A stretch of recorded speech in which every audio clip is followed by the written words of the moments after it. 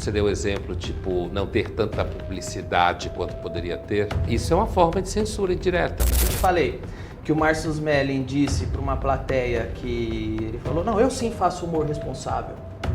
Diferente dele, ele fez coisas erradas, tem que arcar com a consequência, ou seja, ser preso, porque foi condenado à prisão. Normalmente eles não têm uma grande simpatia por esse discurso meio do, digamos, humor responsável, que você citava há pouco. É aí que eu queria chegar. Se esse cara é politicamente correto... Como muitas vezes, cada vez mais é. Cada vez mais é. Muitos saem assim da universidade, muitos chegam lá, não são e saem assim, isso é uma verdade.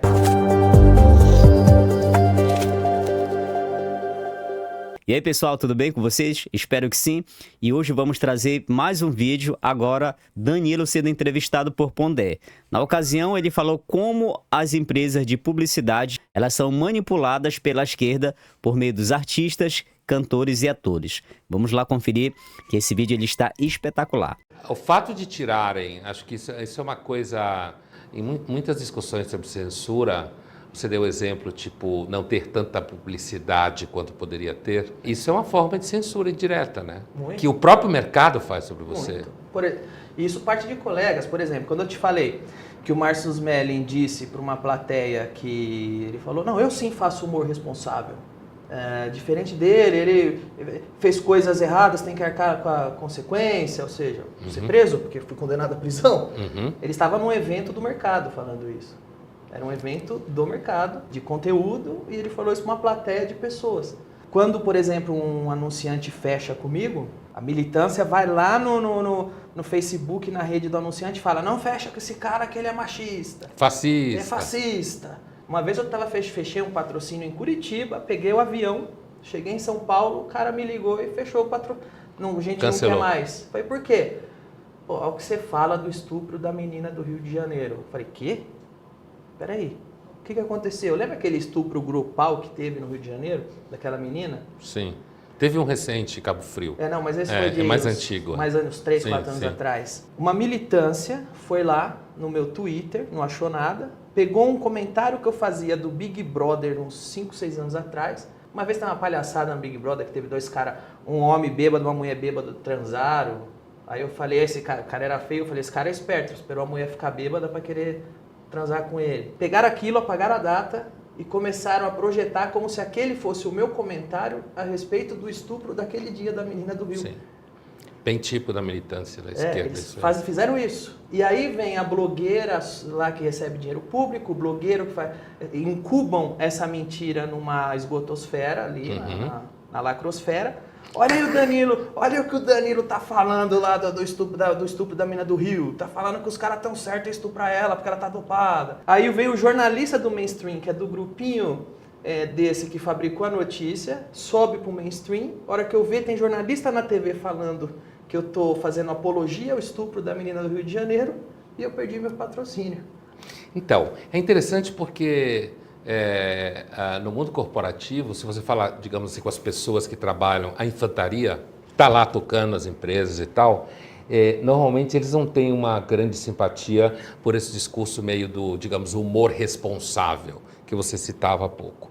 Mas a verdade é que o marketing tem enveredado por esse lado. Muito, né? muito. Você já tem alguma ideia do porquê que isso pode acontecer assim, do teu ponto de vista? Sim, porque eu acho que entre o artista e a empresa, todo artista é um outdoor para a empresa. Qual outdoor a empresa quer anunciar? Naquela que passa mais gente vendo. Ou seja, eu tenho muita audiência nas redes sociais, eu sou o comediante mais seguido da América Latina e meu programa vai muito bem. Eu sou um outdoor de sucesso, anuncia aqui, muita gente vai ver. Mas existe um pedágio.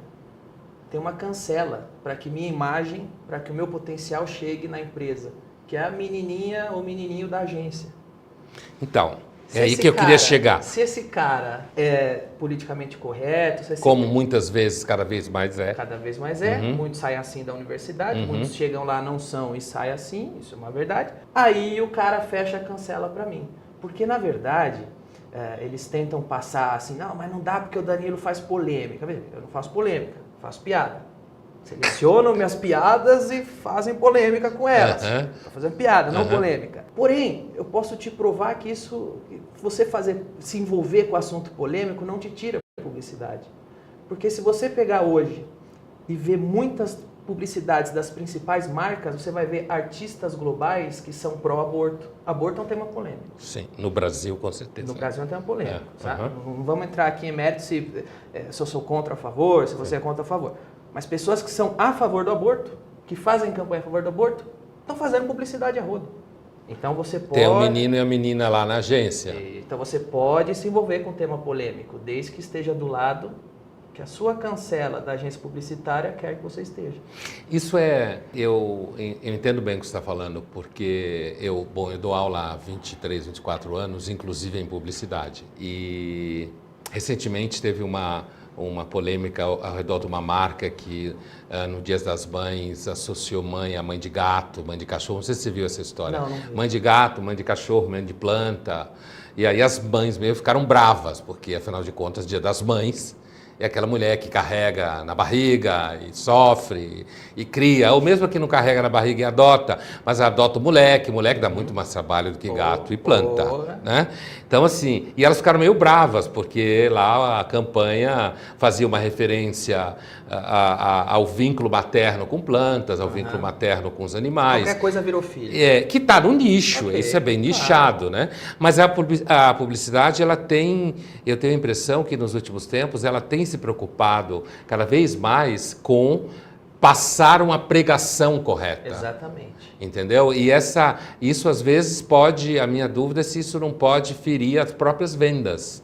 Tipo, se o cara não boicotasse você, lá esse case que você contou lá de Curitiba, talvez ele vendesse mais. Eu tenho certeza. É uma questão de matemática. O programa vai muito bem, minhas redes sociais tem muita gente. Isso significa que as pessoas gostam de mim. Sim. E aí você faz o quê? A ideologia passa por frente da lógica. Mas às vezes é tão fingido isso. Você acha que quando teve aquela propaganda do compadre Washington?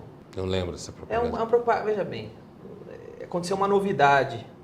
O compadre Washington falou ordinária, uma coisa que ele nunca falou antes. Sim.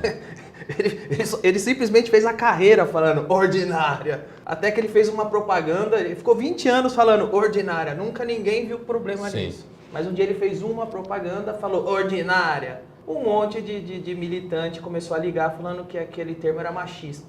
Tiraram a propaganda do ar. Mas eu duvido que foram as pessoas que se incomodaram com aquilo. Porque as pessoas deixaram o compadre Washington milionário falando ordinária. Aí só que você tem uma militância pequenininha, organizadinha, pega lá 5, 10 pessoas, fica o dia todo ligando lá, reclamando da propaganda, e a pessoa acha que o mundo real tá puta com a propaganda. E o mundo real acha demais o compadre Washington falar. Não é uma espécie de estupidez. Bem, pessoal, como o Danilo falou especificamente ao compadre Washington, isso também muito se deve à questão da cultura woke, que foi importada dos Estados Unidos para cá, para o Brasil, na qual ela cria uma espécie de censura cultural limitando a liberdade de expressão. Além disso também, uma das características da cultura woke é transformar uma sociedade hipersensibilizada. Exemplo disso ocorre com os humoristas, como o Danilo Gentili, o Léo Lins, o próprio compadre Washington aí, que o Danilo está fazendo referência aí na entrevista. Então todo esse arcabouço ele advém da cultura woke, defendida pela esquerda.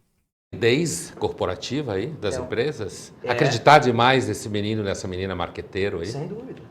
Há uma incompetência. Só que isso é grande, porque não é só no Brasil, nos Estados Unidos isso é talvez pior que aqui, de certa forma. Né? Eu acho que existe hoje uma certa, não sei se posso usar esse termo, eu não encontro outro, do politicamente correto, porque as pessoas que estão em posse dos megafones e dos distintivos, ou seja, a pessoa que é editora do jornal, a pessoa que a cancela na agência de publicidade, e dos distintivos, os deputados, o pessoal que dá a canetada final, essas pessoas saem de casa, entram na faculdade e aprendem que você precisa militar pelo politicamente correto e coloca isso em prática quando sobe no posto de serviço que ela é contratada. Na agência? Na agência, no jornal, na TV, no teatro. Mas eu me pergunto, Danilo, até que ponto isso não está dando dinheiro de alguma forma? Porque ou é uma anomalia do capitalismo, uma anomalia que em algum momento a gente vai saber o que acontece, ou há aí em algum espaço isso está dando dinheiro, porque eu lembro uma vez, alguns anos atrás, numa agência, eu tinha sido contratado para fazer uma consultoria sobre, se eu não me engano, era produtos de beleza ou shampoo feminino, alguma coisa assim. Isso já tem um tempo e a agência estava com o setor dela de mídias sociais, isso deve ter, que lá, 5, 6 anos, mídias sociais estava começando a bombar, digamos assim. E a gente estava lá, tinha um diretor de criação e tinha a equipe dele, que eram 2 meninas, e em algum momento surgiu a questão de que as mulheres usariam muito shampoo, porque a mulher brasileira já foi, não sei se é a mulher que mais usa shampoo no mundo, não sei o quê, e de que as mulheres poderiam usar o cabelo como um instrumento de sedução, erótico. E aí uma das meninas pula, não, mas isso é um absurdo. Isso é machismo, quer dizer... Lavar o cabelo. Não, mas então... Coisa horrível, ela vai lavar o cabelo, ela acredita. Então, assim, a pergunta é, em que medida essa menina que gritou, mas isso é machismo, que ela deve ter aprendido na escola, na universidade, essa fala dela representa o que, de fato, essas mulheres estão na cabeça quando tratam do cabelo e balançam o cabelo e usam o cabelo como instrumento de sedução, certo? Então, aí, eu tenho a impressão que há uma... Se a gente fizer uma analogia com a política, Danilo, há aí uma crise de representação como a política tem. Supostamente o político nos representa, mas a gente vive brigando achando que ele não representa. A impressão que eu tenho é que esse marketing, ele está se dissociando do grosso da população. Você tem uma casta aqui que grita, isso é machismo. Quando a mulher real lá da rua, ela está em volta com como trabalhar, como seduzir, como casar, como sobreviver, como se apaixonar. E dentro desse universo todo, quando você grita, não, isso é machismo, você exclui ela também. Vive numa bolha. Mas só que, de alguma forma, isso ou é anomalia, ou isso gera um dinheiro. Eu acho que, no caso da publicidade, eles têm a sorte que a pessoa que não é ideológica caga e anda por essas coisas. No fim do dia, eu vou falar, vou dar um perfume para minha mãe. A pessoa normal... pessoa comum, não vai falar, mas eu não vou comprar na Boticário porque a Boticário tá lacrando. A pessoa fala, pai, você já Boticário, fala, vai ver aquela propaganda lá, que bosta, hein? Deixa eu comprar perfume pra minha mãe, dá um perfume pra minha mãe, top. Segundo, Coca-Cola não vai deixar de vender Coca-Cola porque está lacrando, porque as pessoas normais, que não são chatas, e essa, graças a Deus, é a maioria, não deixa de comprar Coca-Cola porque colocaram lá... sei lá o que, sabe? Um cara que acha que é unicórnio pelo direito dele ser um unicórnio. Então, assim, a pessoa não vai deixar de comprar. Porque as pessoas são normais. Doente é quem fez a propaganda. Então, eu acho que a publicidade tem isso. Porém, quando isso é aplicado, não numa Coca-Cola, mas num produto que precisa ser vendido, fracassa. Eu te dou um exemplo. História em quadrinho. Se você fizer uma pesquisa, o universo Marvel, em determinado momento, começou a lacrar. Fizeram lá que o Capitão América é nazista. Descobriu-se que o Capitão América sempre foi nazista. Pô, caramba, velho. Faz 70 anos que ele é o Capitão América porque venceu o Hitler e agora ele é nazista. Começam a colocar o discurso esquerdista. Então começam a lacrar. O Capitão América agora é nazista. Agora quem manda é a Miss Marvel, ela é lésbica. A Capitã Marvel. Agora o Homem de Ferro é mulher e negra. O que acontece com as vendas? Cai. Quando cai, aí o Homem de Ferro volta a ser homem. O Capitão América volta a ser o Capitão América. Então você acha que há uma... É isso aí, pessoal. Esse foi o vídeo de hoje. O que você achou? Deixa nos comentários. Vai ser muito importante a tua opinião. Te espero no próximo vídeo. Um abraço e fica com Deus.